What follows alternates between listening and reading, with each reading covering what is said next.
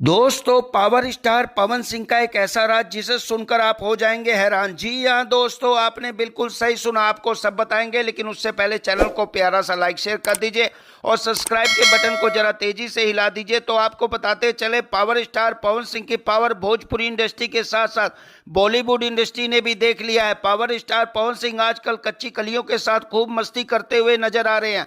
हाल ही में वो social media creator सिमरन के साथ स्टेज पर डांस करते हुए नजर आ रहे थे।